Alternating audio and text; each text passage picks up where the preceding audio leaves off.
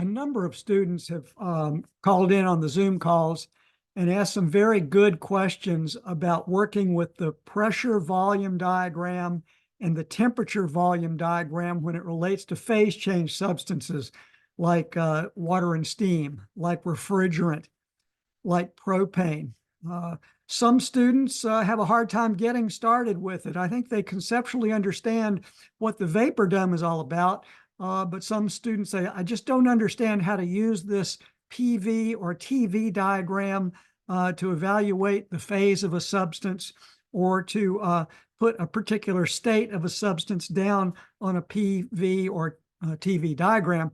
So what I wanted to do was create a set of 3 videos for you to help reinforce your understanding so far, maybe to remind you how to do a couple of things, and then also maybe try to help those of you that say, just I'm completely lost, try to give you maybe a path forward to plan your path forward. So let's go ahead and get started with the first video.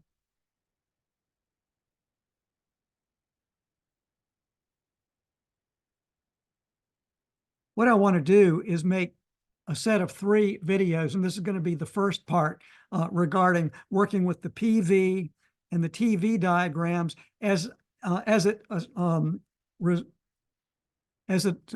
is associated with phase changes. So you see those vapor domes. So let's look at the 3 parts that I have planned. This video is basically an introduction to just a little details of what's an isobar and what's an isotherm. The second biggest part of this video is going to be a crash course on how do I find the phase, given a couple of properties of a phase change substance, how do I determine the phase of that substance? And then I want to give you a little commercial about why I tend to favor the PV diagram, but a lot of that is just up to personal preference. In the second video, what I have planned is I want to give 3 specific example problems of 3 different processes on both using the PV and the TV diagrams to your advantage. And then in the third part, a little more advanced, is I want to illustrate to you the true shape, the mathematical shape of these isobars and isotherms on the PV and the TV diagrams. But that's going to be a little more advanced. So let's get started on part 1. What does the PV and the TV diagram have in common? Well, they're both expressions of the vapor dome, and they're both working with phase change substances. So I hope this is a review for you. You're going to draw a PV diagram with this familiar dome. You recognize the critical point, which are the critical properties, P critical, T critical, and V critical, little v critical. So that's what would be the top of the dome. You recognize that there are phases depending on where your state is on the PV diagram. That's what identifies the phase of the substance. So for example, if you are somewhere under the vapor dome, you're a mixture of saturated vapor and saturated liquid.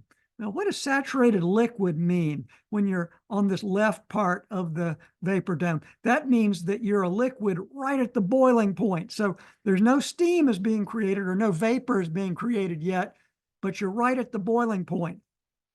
What does saturated vapor mean? When you're on the right-hand edge of this dome, that means you're a saturated vapor. That means that it's nothing but either steam or refrigerant vapor, but it's still at the boiling point temperature at that pressure.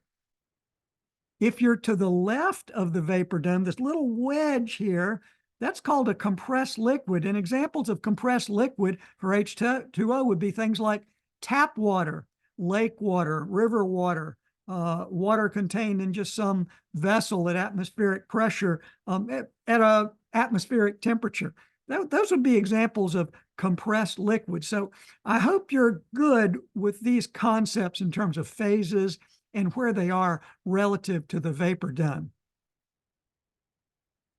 I've drawn a TV diagram, and look how similar it is. Look how these 2 vapor domes have in common. It's the same idea of locating the phases.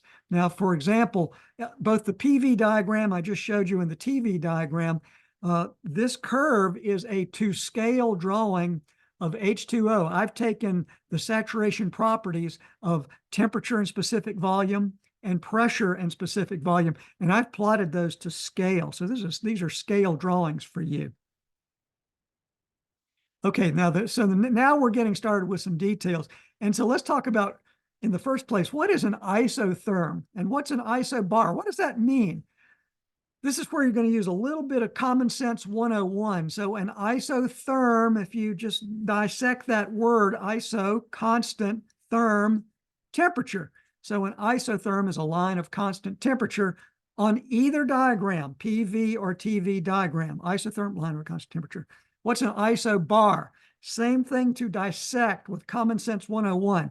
It's the same bars or pressure, constant pressure. And you're familiar with one of the units of pressure is a bar, or kPa, or atmospheres, or pounds per square inch. But isobar, line of constant pressure, all that makes sense. Okay, now we're moving along. Let's look at what would an isobar look like on a pressure volume diagram, a pressure specific volume diagram. What would the isobar look like relative to vapor dome? Well, that'd be a horizontal line, wouldn't it? Constant pressure. So an isobar on a PV diagram is a horizontal line. Now let's look at an isotherm on the PV diagram. This is what an isotherm, a line of constant temperature, looks like. Now, at this point, you're going to need to sort of commit this to memory. So I hate to ask folks to memorize things, but this you're going to have to, the shape of this isotherm, you're going to have to memorize. It starts out high and goes low, decrease, decrease, decrease with increasing specific volume until it hits the vapor dome. At that point, it goes off horizontal. The reason for that is that under the dome, pressure and temperature are dependent variables. In other words, when you're at the boiling point, you have to boil away all of the liquid until you can get to saturated vapor. So isotherm, horizontal under the dome. And then I call them a dog leg line, because then once you leave the dome, this isotherm line continues to swoop in the downwards direction. So I call it isotherm here on the PV diagram. I call it a dog leg line. When I'm online with folks teaching class, I call it a dog leg line. But you do need to remember the way this isotherm goes from high to low with increasing volume. Okay, what does an isotherm look like on a TV diagram, a temperature-specific volume diagram, vapor dome? Well, isotherm, constant temperature. Okay, that would be a horizontal line. Line of constant temperature is horizontal on a TV diagram. Now let's look at an isobar, a line of constant pressure.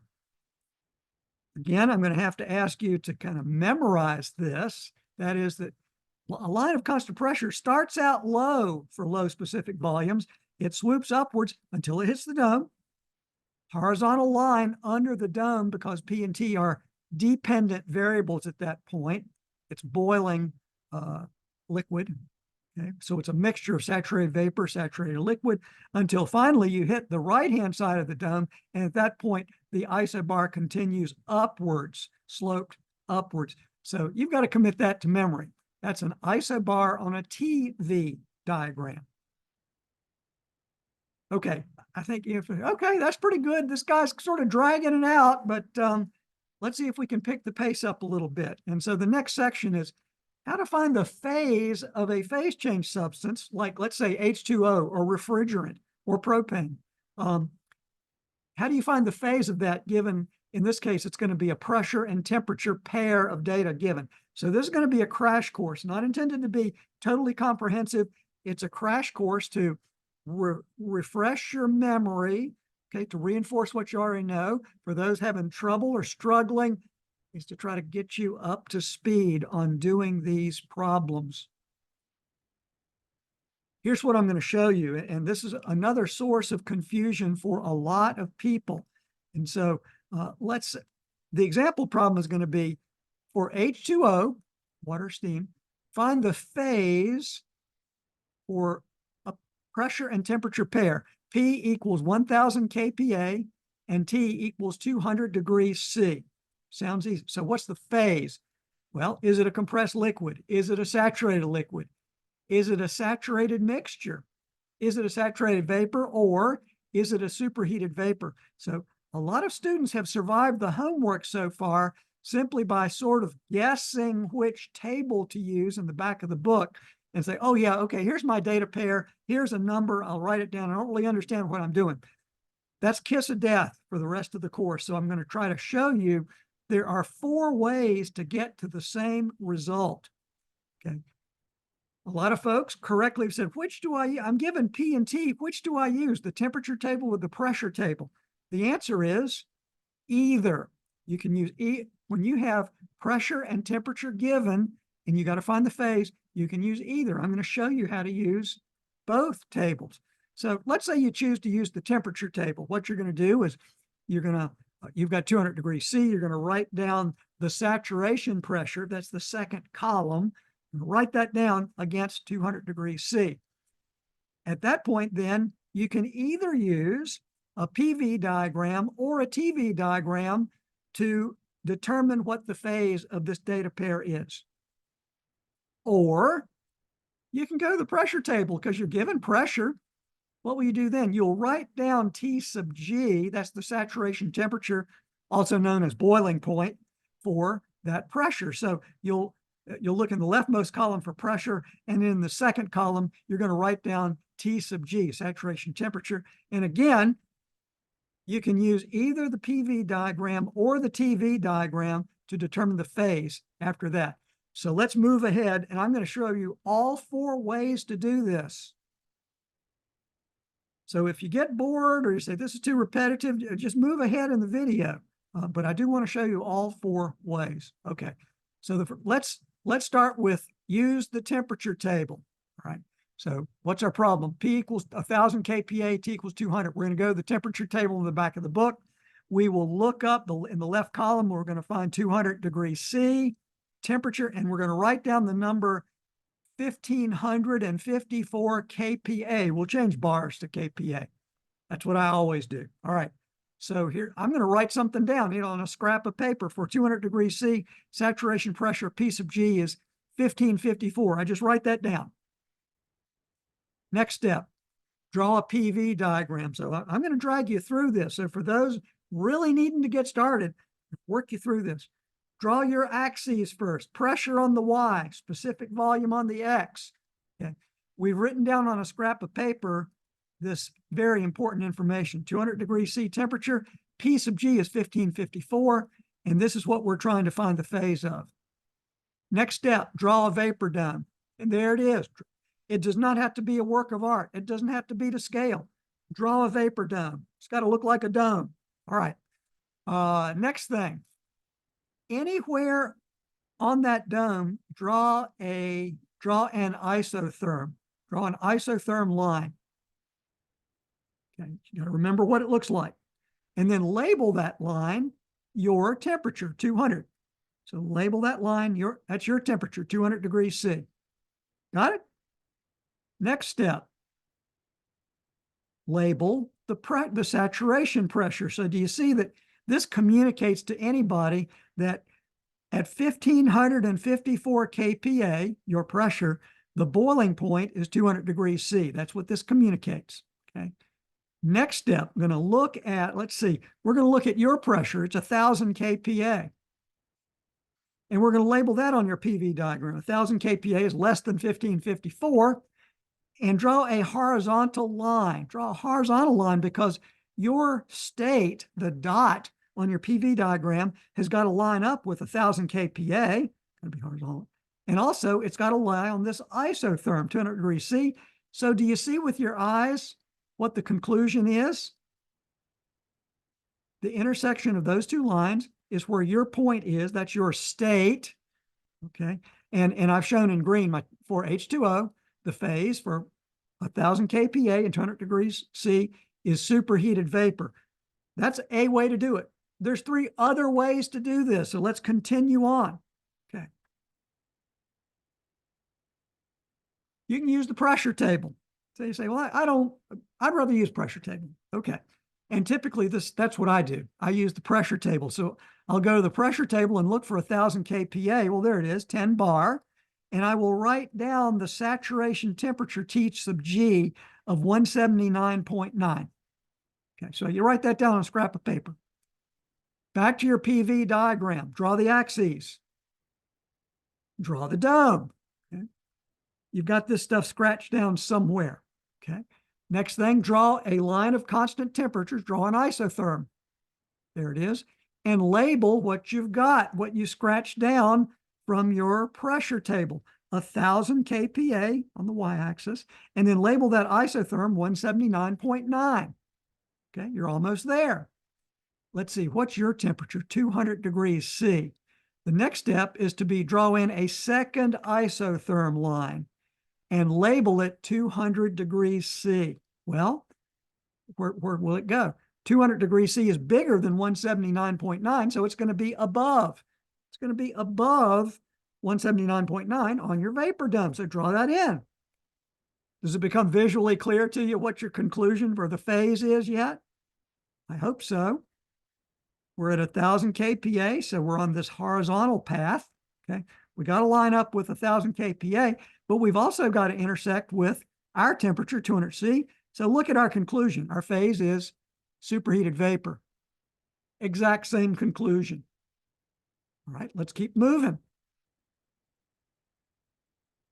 Now let's use the TV diagram. Some instructors will say, I want you to draw the TV diagram for this data pair and locate it. That's a reasonable request. So let's see how that works. You have already, you've gone to your temperature table and you've already looked up your saturation pair. So 200 degrees C in the temperature table, 1554 kPa is saturation pressure. Draw your axes. Draw your vapor dome, your TV vapor dome. A little different look, but very similar. Okay. Next part is draw in an isobar anywhere within the dome. Draw an isobar line. Just draw it in. You got to remember what it looks like. Now you're going to be labeling that line 1554. Okay. Also label your temperature 200 C. So do you see? Here's your temperature, 200 C. Okay. All right, now let's see. Now, what's the next step? Our job is to find the phase. Where does our point fit on this? Well, let's draw in another isobar. We're going to draw in an isobar line on our vapor dome that's 1,000 kPa. Well, where will that fit? Well, it's less pressure than 1554. It's got to be below the 1554 line. So there it is. Okay. Just drew in a second isobar. Now we can determine the phase. Let's see, where do we need to be? Well, we're at 200 degrees C, so we got to be along this horizontal line, but we've also got to intersect our pressure, 1,000 kPa. So look at that, superheated vapor. 3 in a row, we've got the same result 3 times. For H2O, the phase for P equals 1,000 kPa and 200 C is superheated vapor. There's my conclusion. And there's our point on the TV diagram. Okay, the last possibility. We're going to use the TV diagram and the pressure table. We've already done the homework, the lookup work in the pressure table. So here it is, 1,000 kPa and TG of 179.9. Okay, we're just going to leverage that. Draw our axes, draw a vapor dome. Let's see, next step, draw an isobar line and label what we've got. We're going to draw an isobar line, and what we looked up was 1,000 kPa and a temperature of 179.9. Okay, got it. Now let's see, this one looks pretty easy. Our temperature is 200. Where can you see? Well, let's draw in a 200 line. Here's our 200 is obviously above 179.9. We've got to be along this line. We've also got to intersect with this 1,000 kPa, which we're given. There's our conclusion, superheated vapor. Boom. Okay. 4 in a row. We got identical answers 4 times in a row. Thank goodness. Okay, so now it's time to recap our how to identify the phase demonstration. We just looked at 4 different approaches to determine exactly the same phase result. You only got to pick one of those, okay? Let's see. For P and T, you can either use the pressure table or the temperature table. You can use either the PV diagram or the TV diagram. You're always going to get the same result. So my conclusion is I've developed my own style that I repeat over and over again, but my style might not be exactly the best way you understand it. So my recommendation is determine a repeatable procedure that works best for you. So when you review the video, you think, well, what do I best understand? What seems easiest for me? That's what you're going to want to adopt, because you want to adopt practices that work best for you. Okay, one last remark. Advantages of using a PV diagram. I believe there are more advantages to using a PV diagram than a TV diagram. I need to explain that. Okay, so let's just do a little conceptual problem where you start at state 1 under the dome and you end at state 2 over in the superheated zone. And the path is defined for the process path. It's a quasi-equilibrium path and a closed system, but it's just this squiggly line. It doesn't matter what it is, just squiggly. Okay, but it is defined. Okay, my claim is that you as an engineer can visualize for a closed system undergoing quasi-equilibrium process.